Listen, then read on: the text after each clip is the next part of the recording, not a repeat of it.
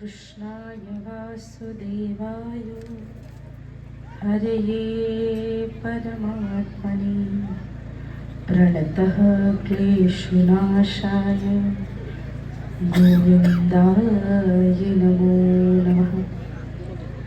एक बार सभी लोग दोनों हाथ ऊपर उठाए, सभी लोग, और मुट्ठियां बांधे। आगे पीछे इधर उधर गौशाला के अंदर बाहर जहां भी लोग खड़े, जहां जहां तक मेरी आवाज जा रही, दोनों हाथ ऊपर उठा के मुट्ठियां बांध की जोर से जय जय घोष करेंगे। भारत माता की, भारत माता की, हिंदू राष्ट्र की, हिंदू धर्म की जय जय श्री राम, जय जय श्री राम, जय जय श्री राम। मां भारती के चरणों में प्रणाम, जगत जननी गौ माता के चरणों में कोटि कोटि प्रणाम, आपकी इस मऊ की पावन भूमि और इस गौशाला के पावन प्रांगण को प्रणाम। मंच पे विराजमान आदरणीय जिला प्रचारक जी, जिनके मुखारविंद से आप बड़ा सुंदर अभी बौद्धिक श्रवण कर रहे थे।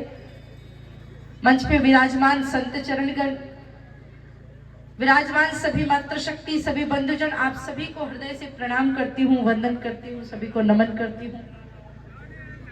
राष्ट्रीय स्वयंसेवक संघ, जिसे आप आरएसएस के नाम से जानते हैं, संघ के 100 वर्ष पूर्ण हुए और 100 वर्ष पूर्ण होने पर हम शताब्दी वर्ष का उत्सव मनाने के लिए इस पावन गौशाला में आए हैं। एक तो मैं आपको बता दूं कि इस गौशाला में ये मेरा दूसरी बार सौभाग्य प्राप्त हो रहा है। पूर्व में मेरी सारंगपुर में कथा भी थी, तो मैं गौशाला में दर्शन करने के लिए आई थी और ये बताते हुए बड़ी प्रसन्नता हो रही। मैंने वहां कथा में भी बताया था और यहाँ भी बता रही हूँ, यहाँ के जो स्वयं सेवक है वो इतनी निष्ठा से गौ माता की सेवा करते हैं, इतनी निष्ठा से गौ माता की सेवा करते हैं। बहुत कम गौशालाओं में जैसी सेवा होती वैसी सेवा यहाँ होती है। इसलिए एक बार माँ दुर्गा गौशाला के समस्त पदाधिकारियों के लिए, समस्त सेवकों के लिए जोरदार तालियां बजा करके उनका स्वागत करें। एक तो स्थान का बड़ा महत्व होता है कि हिंदू सम्मेलन है लेकिन गौशाला के प्रांगण में है ना, गौ माता के प्रांगण में है। और गौ माता की महिमा की बात ही क्या करे। स्वयं भगवान कृष्ण जब गौचारण लीला की बारी आई ना, तो उन्होंने अपने बड़े बड़े आभूषणों को त्याग दिया, अपनी पीतांबरी को छोड़ दिया और काली कमली ओढ़ करके नंगे पांव पैदल, जैसे लोग बिना जूता चप्पल पहने मंदिर जाते हैं, वैसे मेरे कृष्ण बिना पागड़ी पहने गौ माता के पीछे पीछे गौचारण करने के लिए जाते थे। स्वयं भगवान को जो पालती है वो गौ माता है। जब भी भगवान कृष्ण को नजर लग जाती थी तो यशोदा मैया गौ माता के गौमूत्र, पंचगव्य इत्यादि से स्नान करा करके कन्हैया की नजर उतारा करती थी। जिस संघ के शताब्दी वर्ष के उत्सव में हम सभी सम्मिलित हुए हैं, उन्हीं संघ के द्वितीय संचालक परम पूजनीय माधव राव सदाशिव राव गोलवलकर गुरु जी की माता जी की जब मृत्यु हुई तो लोगों ने उनको सहानुभूति देने के लिए कहा कि गुरु जी बड़ा दुख हुआ, आज से आप अनाथ हो गए, आपकी माता जी चली गई। तो गुरुजी ने कहा आज कहाँ है, फिर कभी मत कहना मेरी एक संसार की माँ गई है, अभी तो मेरी गौ माता और भारत माता है, इनके होते मैं कभी अनाथ नहीं हो सकता। ये वो गौ माता है कि हमारी माँ तो हमें 2 साल 3 साल 4 साल तक दूध पिलाती होगी, पर गौ माता हमें आजीवन काल तक दूध पिलाती है। और एक बात बताऊं, जो विधर्मी, जो कसाई गौ माता को काट के ले जाते हैं ना, ये मेरी माँ तो इतनी महान है कि वो दूध देते समय ये नहीं सोचती कि मैं किसी इस्लामिक को दूध पिला रही हूँ, किसी क्रिश्चियन को दूध पिला रही हूँ या किसी हिंदू को दूध पिलाती हूँ। गौ माता कहती है मैं माँ हूँ और भारत में जन्मा हर बच्चा मेरा पुत्र है और हर पुत्र को मैं अपना दुग्ध पान कराऊंगी। ये तो इनकी विकृति है, ये तो इनका दोष है, ये तो इनकी दुष्टता है।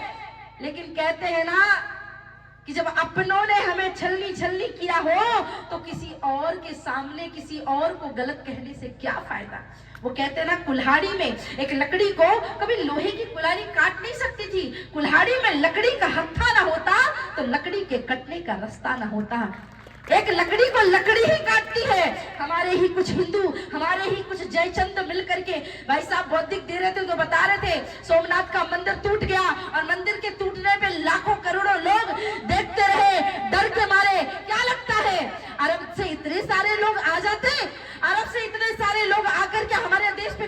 कर लेते, अरब से इतने सारे लोग आकर के हमारे मंदिरों को तोड़ करके चले जाते, 33,000 से ज्यादा ग्रंथों को जला करके चले जाते। नहीं, हमारी कायरता की वजह से, हमारी नपुंसकता की वजह से, वो कहावत है, वो कविता याद आती है मुझे कि सोमनाथ का मंदिर टूटा फिर भी तुम खामोश रहे, जिसने चाहा उसने लूटा फिर भी तुम खामोश रहे। सदियों का इतिहास तुम्हारा कायरता की गाथा है। इस आर्य संस्कृति का देखो अब कितना कर्षण बाता है। सहते सहते जुल्म हम इस कगार तक आ पहुंचे। अब महाकाल प्रलयंकर का त्रिशूल उठा के हाथों में, एक बार तो कहो हिंदुओं, हिंदुस्तान हमारा है। एक बार तो कहो हिंदुओं, हिंदुस्तान हमारा। अब हमें डंके की चोट पे एक हाथ में माला और दूसरे हाथ में भाला लेकर के चलना होगा।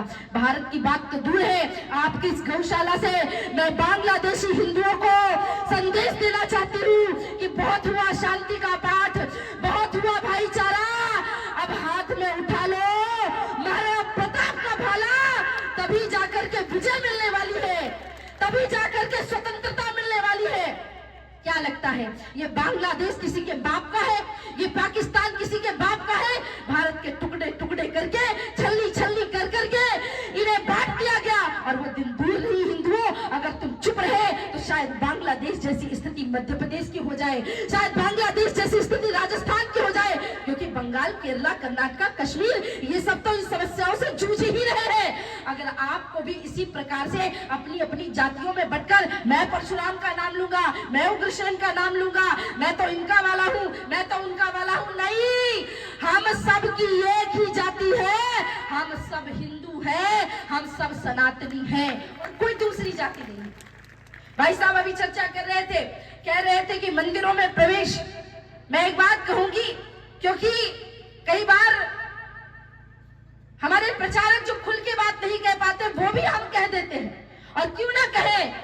हमारी कोई बात बुरी लगे तो 4 रोटी रात में ज्यादा खा लेना, और क्या करोगे बताओ, क्योंकि हमारा तो काम है सच बोलना। हम किसी के लिए झूठ क्यों बोले महाराज बताइए, लेकिन इनकी कुछ मर्यादा है। पर मैं आपसे बताती हूँ, वो लोग जिनके विषय में ये कह रहे थे ना कि कुंभ से स्नान करके आए और भंडारा कराते समय लोगों को अलग पंक्ति में रखते हैं, वो लोग 100 बार भी गंगा नहा ले तो उनके पाप धुल नहीं सकते महाराज। मुझे एक बात बताओ, मुझे एक बात बताओ, कौन कौन यहाँ से प्रयागराज कुंभ गया था? हाथ उठाओ। स्नान किया? किसी से गंगा मैया ने आधार कार्ड मांगा क्या कि तुम कौन सी जात के हो? बताओ जरा। कभी यमुना मैया आधार कार्ड मांगती है? हमारे 12 ज्योतिर्लिंग है, 51 शक्तिपीठ है, 4 धाम है, हजारों मंदिर है, तिरुपति बालाजी से लेकर रामेश्वरम से लेकर द्वारकाधीश से लेकर केदारनाथ से लेकर बद्रीनाथ से लेकर के किसी मंदिर में, मथुरा, वृंदावन, बांके बिहारी के मंदिर में जाओ, कौन तुमसे तुम्हारा आधार कार्ड मांगता है कि दिखाओ कौन सी जात के हो? जब भगवान तुमसे तुम्हारी जात नहीं पूछते, गंगा मैया तुमसे तुम्हारी जात नहीं पूछती, तो कोई मनुष्य होकर, कोई पुजारी, कोई भी व्यक्ति किसी की जाति पूछकर मंदिर में प्रवेश देने का अधिकारी नहीं है। भगवान सबके हैं, भगवान हर एक व्यक्ति के हैं। फिर किसी ने कहा भाई ये जो दलित है, ये व्यक्ति है, ये नीची जाति का है, ये नीची जाति का है। मैंने कहा वाह भाई, क्या दोगलापन है तुम्हारा। भगवान के चरणों से गंगा निकली और गंगा सारी दुनिया में पूजी जाती है। शूद्रो अजायात, शूद्र कहां से निकले? भगवान के चरणों से निकले। तो जब भगवान के चरणों से गंगा निकल के दुनिया में सबसे पूजनीय है, तो भगवान के चरणों से शूद्र निकले हैं, उनसे ज्यादा पूजनीय तो शायद इस दुनिया में कोई और हो ही नहीं सकता महाराज। क्योंकि तो हम दिन रात तो भगवान के चरणों को पूजते हैं। तो ये केवल हो सकता है जो कहा यथा कथित कहीं भी कोई मंदिर में प्रवेश बंद करे ना, वो अपनी पर्सनल दुश्मनी निभा रहा हो, वो अलग बात है।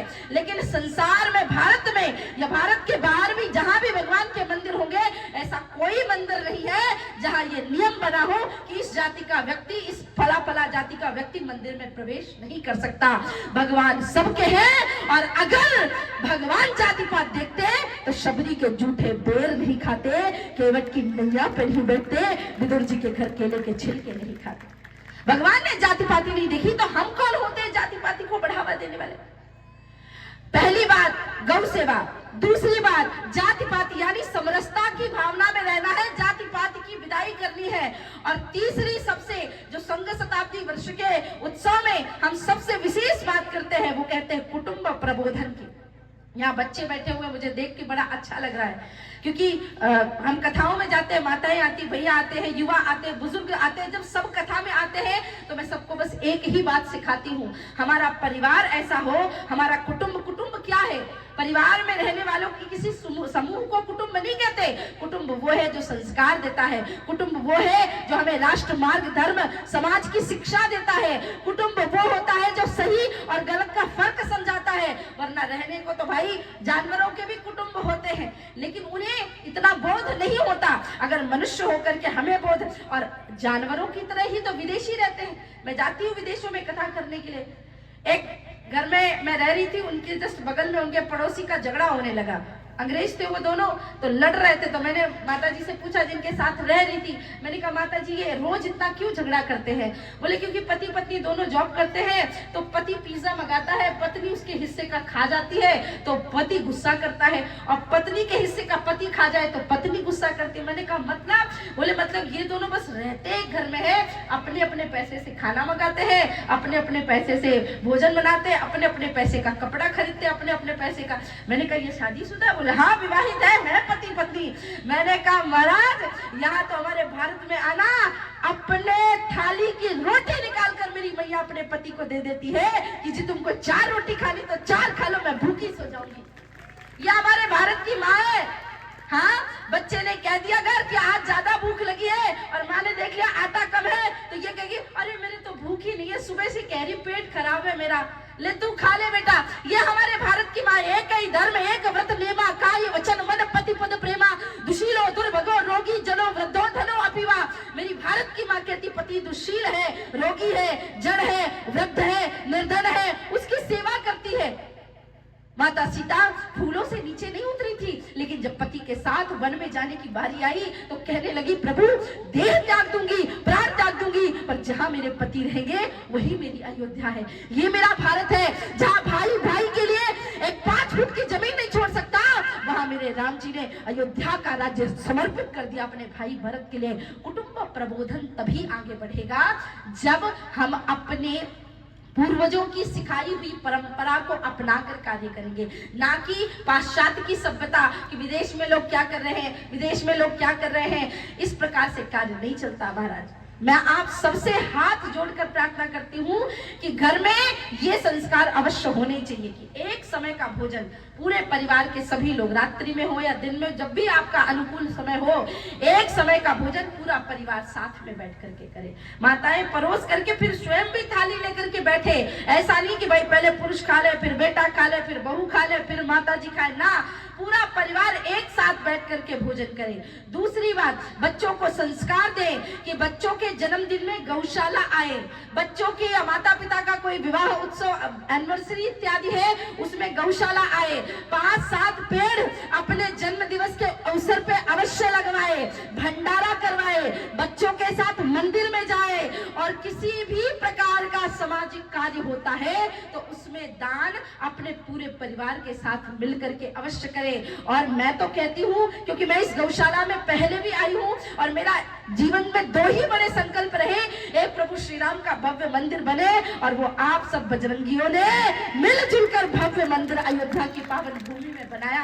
आज राष्ट्रीय स्वयं सेवक संघ का वो स्वप्न पूर्ण हुआ, माननीय अशोक सिंघल जी का वो स्वप्न पूर्ण हुआ, भारत के लाखों करोड़ों कार सेवकों का वो स्वप्न पूर्ण हुआ। भगवान श्री राम अयोध्या की पावन भूमि से मुस्कुरा रहे हैं। और अब अगर हम चाहते हैं कि गौवंश हत्या बंद हो तो हम सब मिलकर गौ सेवा करें। मऊ के जितने लोग हैं आप सब ये संकल्प ले, एक एक गौ माता सबको पालनी है। आप अगर गौ माता घर में नहीं पाल सकते तो गौशाला में आकर एक एक गौ माता को गोद ले लो और अपनी कमाई का 10वां अंश इस गौशाला में आकर के समर्पित करिए, ताकि आपके जीवन का उद्धार हो, ताकि मैं अगली बार आऊं तो इस गौशाला का और भव्य स्वरूप मुझे दिखाई दे। आपको ऐसा लगेगा कि दीदी आपको गौशाला वालों ने कहा है क्या दान देना, मेरी तो इन लोगों से बात भी नहीं हुई, पर मेरा एक ही लक्ष्य है कि भारत में जितनी भी गौशालाएं हैं वो इतनी विराट और इतनी सुंदर गौशालाएं बने कि गौ माता देख करके कहे कि हाँ मैं हिंदुओं की माँ हूँ और इसलिए मुझे कोई कष्ट या कोई परेशानी नहीं है।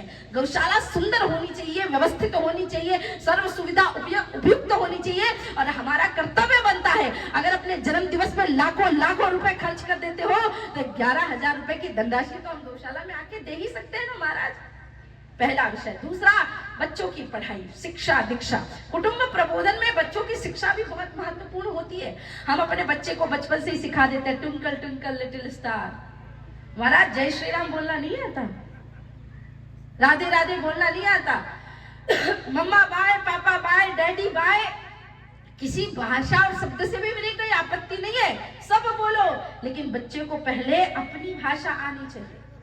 राम जी ने लंका पे विजय प्राप्त कर ली। लक्ष्मण जी ने कहा भैया लंका सोने की है, अब हमारी हो गई, इस लंका पे अब हमारा राज्य होगा। मेरे राम जी ने मुस्कुरा के कहा लक्ष्मण अपी स्वर्णमयी लंका नामे लक्ष्मण रोचते। भले ये लंका सोने की है पर मुझे पसंद नहीं। क्यों? क्योंकि जननी जन्मभूमिश्च स्वर्गादपि गरीयसी। ऐसी 1000 लंका मेरी जन्मभूमि अयोध्या के सामने निछावर है। मेरी जन्मभूमि से बढ़ के कुछ नहीं। तो अपनी मातृभाषा, अपनी जन्मभूमि पे हमें गौरव होना चाहिए। बच्चे को गायत्री मंत्र सिखाओ, हनुमान चालीसा सिखाओ, भोजन करने से पहले भोजन मंत्र सिखाओ। लेकिन कैसे भोजन मंत्र सीखेगा? कॉन्वेंट स्कूल में जाएगा तो कॉन्वेंट स्कूल वाले तो ओ गॉड और ये गॉड सिखाएंगे। हाँ, हम बचपन से पढ़े सरस्वती शिशु मंदिर में और मैंने देखा यहाँ सरस्वती शिशु मंदिर की बालिकाएं और बहनें प्रचारक सब कार्य कर रहे हैं। मैं देख करके बड़ा आनंद होता है मुझे। हालांकि मैं तो प्रारंभिक बहुत छोटी उम्र से 6 वर्ष की उम्र से कथा कर रही हूँ तो बहुत कम समय ही स्कूल जा पाई हूँ, लेकिन मुझे ऐसा लगता है कि अगर भारत का हर विद्यार्थी सरस्वती शिशु मंदिर में शिक्षा प्राप्त करने लगा तो शायद उसे मुझे ये सिखाने की आवश्यकता नहीं पड़ेगी कि भोजन करने से पहले भोजन मंत्र पढ़ना चाहिए, घर से निकलने से पहले माता पिता को प्रणाम करना चाहिए, रात्रि में सोने से पहले पृथ्वी माता भगवान को या माता पिता को प्रणाम करके सोना चाहिए, सरस्वती माता की पूजा करनी चाहिए। लेकिन समाज कितना बदल गया है। सरस्वती शिशु मंदिर में जाते हो तो बसंत पंचमी के दिन सरस्वती पूजा होती है, पर कॉन्वेंट स्कूल में जाओगे तो 25 दिसंबर के दिन तुम्हारे 5 साल के सुंदर से बच्चे को 80 साल का बुढ़ा बना देंगे, सैंटा बना करके, जोकर बना करके घुमाएंगे। इसलिए अपने बच्चों को कॉन्वेंट स्कूलों में भेजने से अच्छा, धर्मांतरण कराने से अच्छा सरस्वती शिशु मंदिरों में उनको शिक्षा दीक्षा के लिए भेजना प्रारंभ करें महाराज। कुटुंब प्रबोधन। इसके अलावा राष्ट्रीय स्वयंसेवक संघ के पंच परिवर्तनों में सबसे बड़ा हम जिस विषय की चर्चा बहुत ज्यादा भी कर रहे हैं वो है पर्यावरण। अब पर्यावरण को संरक्षित करने के लिए आप मुझे एक बात बताइए, भारत जो देश है वो अपने आप में बड़ा अद्भुत देश है, लेकिन कुछ लिबरल गैंग जो है वो केवल 1 जनवरी के दिन या इतनी सारी जगहों पे जो शराब की बोतलें लेके मंडराते रहते हैं वो 1 जनवरी के दिन गायब हो जाएंगे, लेकिन उनकी तख्तियां शुरू हो जाएंगी दिवाली के दिन, होली के दिन, दशहरे के दिन, अभी मकर संक्रांति के दिन कि भाई पतंग मत उड़ाओ, भाई पटाखे मत फोड़ो, भाई पानी मत बहाओ, ये होता है वो होता है ऐसा होता है। और यही लिबरल गैंग 1 जनवरी के दिन सो जाती है, ईद के दिन सो जाती है, बकरीद के दिन सो जाती है, इनके मुख से शब्द नहीं निकलता। ये कहते हैं कि हम एनिमल लवर है, हम पर्यावरण एनवायरमेंट लवर है, हम गिव एंड टेक वाले हैं। गिव एंड टेक की परंपरा जो सोचते हैं कि अमेरिका से आई है, विदेशों से आई है, ना, गिव एंड टेक की सबसे बड़ी परंपरा तो भारतवर्ष से आई है। पर्यावरण, पूरी दुनिया में पेड़ पौधे, क्योंकि पेड़ है, पौधे हैं, हमारा जो प्रकृति है, हमारे जो पंच महाभूत है, वो किसी के साथ भेदभाव नहीं करते। वो विदेशों को भी ऑक्सीजन देते हैं तो भारतीयों को भी ऑक्सीजन देते हैं। तो आप देखो कि पेड़ पूरी दुनिया को ऑक्सीजन देते हैं ना। अमेरिका में भी दे रहे ऑक्सीजन, पाकिस्तान में भी दे रहे, अफगानिस्तान में भी दे रहे हैं। लेकिन एक ऐसा देश बता दो मुझे, एक ऐसा देश बता दो जो तुलसी की पूजा करता हो, जो बरगद की पूजा करता हो, जो पीपल की पूजा करता हो, जो नीम की पूजा करता है, जो आंवला नवमी के दिन आंवले की पूजा करता हो। सारी दुनिया पेड़ों से ऑक्सीजन लेती है, लेकिन पेड़ों को प्रणाम करने की और पूजन करने की परंपरा केवल और केवल भारत भूमि में है। पूरी दुनिया वाले सांप खा जाएंगे, बिच्छू खा जाएंगे, तरह तरह के जानवरों को भोज्य पदार्थ बना करके खा जाएंगे, गाय का मांस खा आ जाएंगे और हाथ में कुत्ता लेकर कहेंगे वी आर एनिमल लवर, हम एनिमल लवर है। लेकिन वास्तविकता में अगर जानवरों से, पशुओं से किसी ने प्रेम किया है तो ये वो भारत है। गौ माता को तो हम माता कहते हैं, लेकिन हम तो चींटी को भी शक्कर के दाने देते हैं, हम तो मछली को भी आटे के दाने खिलाते हैं, हम तो बोले के दिन बैल की भी पूजा करते हैं। अरे सब छोड़ो, हम तो नाग पंचमी के दिन सांप की भी पूजा करते हैं महाराज, नाग को भी दूध पिलाते हैं। पूरी दुनिया एनिमल्स को मार के खाती है, लेकिन भारत माता ने अपने पुत्रों को वो संस्कार दिए हैं कि हम जानवरों की भी पूजा करते हैं। पूरी दुनिया जहां एक तरफ आप बीचों में जाएंगे, वहां के जो बीच होते हैं समंदर के किनारे, वहां लोग खुले बैठे रहते हैं और विटामिन डी लेते रहते हैं, भगवान सूर्य से ऊर्जा लेते रहते हैं। पूरी दुनिया सूर्य से ऊर्जा लेती है, लेकिन एकमात्र भारत देश है जो सुबह सुबह स्नान करके सबसे पहले पहला लोटा जल लेकर भगवान सूर्य को अर्पित करता है और भगवान सूर्य को धन्यवाद करता है कि आपकी वजह से ये दिन हुआ, आपकी वजह से हमें ऊर्जा मिल रही। तो ये है भारत देश जहां पर्यावरण को इस तरह से संरक्षित किया जाता था। लेकिन हम आज पेड़ काटते जा रहे हैं, पेड़ लगाते नहीं। हमारा ये परम कर्तव्य होना चाहिए कि हम सबको मिलकर के पेड़ों को लगाना है। हर जन्मदिन पे, एक जन्मदिन पे अगर आपने 5-5, 10-10 पेड़ लगाना शुरू कर दिए, हर हिंदू के नाम से अगर 30-30, 40-40 हजार पेड़ रजिस्टर्ड हो गए, तो समझिए कि हम भारत को सुसज्जित, स्वस्थ, सुखी, संपन्न बनाने के लिए और परम वैभव के पद पे प्रतिष्ठित करने के लिए तैयार हो जाएंगे। पंच परिवर्तन में एक सबसे बड़ा विषय, जिस विषय की हम लोग सदैव से चर्चा करते आ रहे हैं, लेकिन समस्या इस बात की है कि बहुत सारे लोगों को जब तक बार बार उन विषयों के बारे में बताया ना जाए तो हम समझते नहीं। स्वदेशी, जैसा भाई साहब ने कहा, स्वयं का बोध होना चाहिए। हमारे कपड़ों से लेके, हमारे भोजन से लेकर के, हमारी वेशभूषा से लेके, हमारे दवाइयों से लेकर के सब कुछ स्वदेशी हो।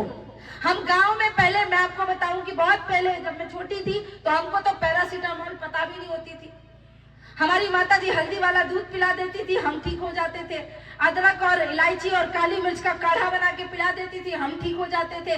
लेकिन अब जरा सा किसी को हुआ, पैरासीटामोल खिला दो, जरा सा किसी को हुआ ये वाली दवाई खिला दो, जरा सा किसी को दर्द हुआ नीमोस्लाइड खिला दो। लोगों को दवाइयों के नाम रट गए हैं।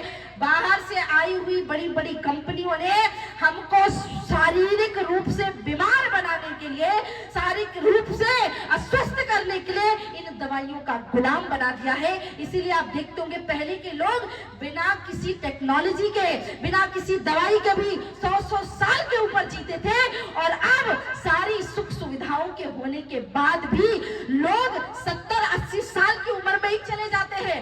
आज 15 साल के बच्चे के बाल सफेद होने लगे हैं, 16-17-20 वर्ष के बच्चे को डायबिटीज होने लगी है, लोग ब्लड प्रेशर के शिकार हो रहे हैं। और मैं आपको एक बात बता दूं, कहीं ना कहीं हमारे खान पान, हमारे रहन सहन, हमारे इन सभी प्रलापों की वजह से, हमारे इन सभी क्रियाकलापों की वजह से हमारी ये स्थिति हो रही है। इसलिए स्व का बोध हमें होना ही चाहिए। और स्व के बोध में एक मेरा और भाव है, भाव ये है कि जब भी आप किसी रेस्टोरेंट, किसी स्थान पे ऐसे जाए कपड़े वगैरह खरीदने, तो आजकल डिजिटल जमाना है, QR कोड स्कैन अवश्य करें।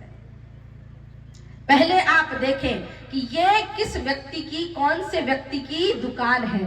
जाति नहीं देखनी है, हिंदू की दुकान है तो सामान खरीदे, क्योंकि अगर ईमान का पक्का व्यक्ति आपके भगवान को मान नहीं सकता, ईमान का पक्का व्यक्ति तिलक लगा नहीं सकता, ईमान का पक्का व्यक्ति जय श्री राम बोल नहीं सकता, तो महाकाल का ढाबा नाम लेकर हमारे भगवान के नाम से ढाबा भी नहीं चला सकता।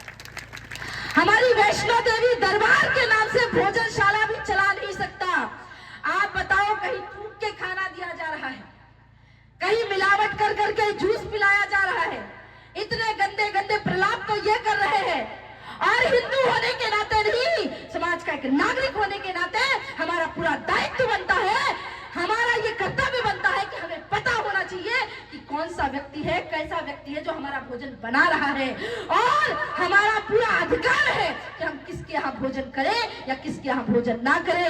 एक बात याद रखना कि बहुत सोच समझ के अपना पैसा किसी और व्यक्ति को देना, क्योंकि हिंदुओं के पास पैसा गया शायद 2 रुपए ज्यादा चला जाएगा तो आपके देश में रहेगा, लेकिन अगर किसी और धर्म के पास आपका पैसा चला गया, यही पैसा इकट्ठा होके अरब देशों में जाएगा और वही बारूद बनके, बम बनके तुम्हारे ही सेना के लोगों पे फोड़ने के लिए इस्तेमाल किया जाएगा।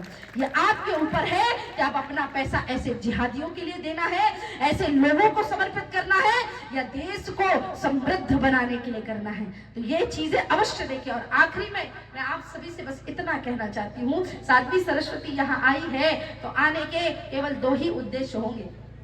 पहला उद्देश्य कि आप सबके बीच में समाज की, राष्ट्र की जागृति कराना, आपकी आंखें खोलना और आपको समझाना। और दूसरा सबसे विशेष विषय कि अभी तक 100 वर्ष तक संघ ने हम सबको संभाला है, समेटा है। अब मैं आपको कुछ दे के जाऊंगी तो आपसे कुछ लेके भी तो जाऊंगी, हाँ। और क्योंकि बचपन से कथावाचक हूँ, कथा करती हूँ, तो दक्षिणा लेना भी मेरा कर्तव्य है। तो मैं आपके इस मऊ की पावन नगरी में अपनी झोली फैला करके ये भिक्षा मांगती हूँ। भिक्षा में मुझे अपना धन, रुपया, पैसा, जमीन, जायदाद कुछ नहीं चाहिए। संघ शताब्दी वर्ष का उत्सव चल रहा है और क्योंकि मेरा पूरा परिवार स्वयं सेवक रहा है, मैं बचपन में 6 वर्ष की उम्र से संघ के लिए कार्य कर रही हूँ और मुझे पता है संघ भारत वर्ष का कवच है। इसलिए आप सभी से झोली फैला के ये भिक्षा मांगती हूँ कि शताब्दी वर्ष के उत्सव में अगर कुछ देना ही है तो हर घर से माता एक स्वयं सेवक मुझे मेरी झोली में डाल दो, तभी राष्ट्र का कल्याण होगा, तभी राष्ट्र का उद्धार होगा।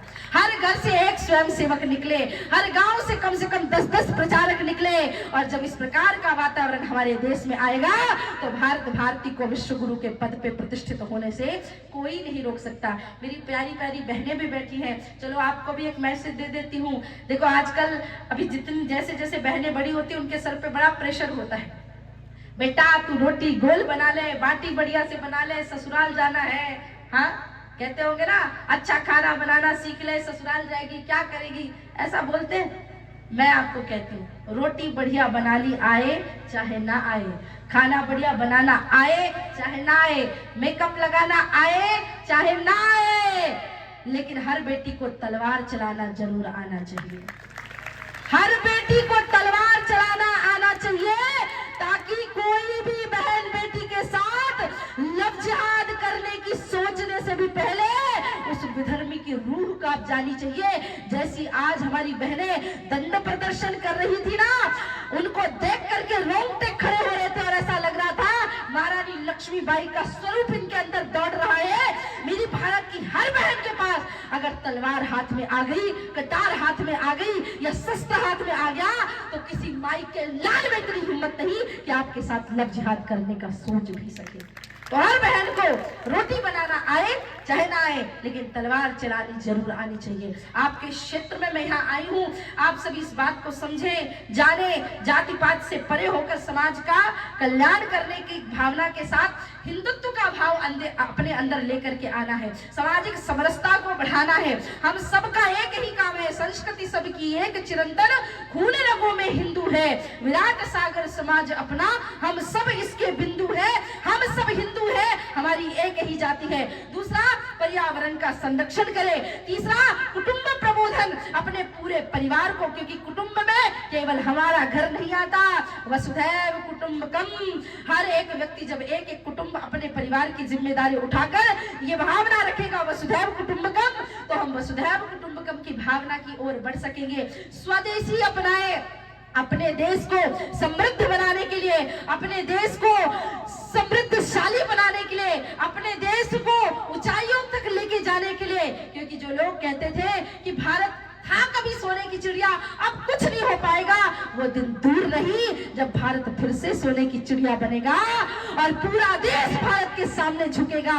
मैं इस विश्वास से ये बात कहना चाहती हूँ, दुष्यंत कुमार की कुछ लाइनें हैं कि हो गई है पीर पर्वत सी पिघलनी चाहिए, इस हिमालय से कोई गंगा निकलनी चाहिए। सिर्फ हंगामा खड़ा करना मेरा मकसद नहीं, मेरी कोशिश है ये सूरत बदलनी चाहिए। मेरे सीने में ना सही, तेरे सीने में सही हो कहीं भी आग, लेकिन आग जलनी चाहिए। राष्ट्रभक्ति की आग जलाइए, बढ़ाइए दोनों हाथ, मुट्ठी बांध के, कोई बात नहीं, माता जी को देवी आ गई, वो तो देवी जी आएंगी थोड़ी देर, देखो देवी आ गई हमारे कार्यक्रम में, इससे बड़ी बात क्या हो सकती है।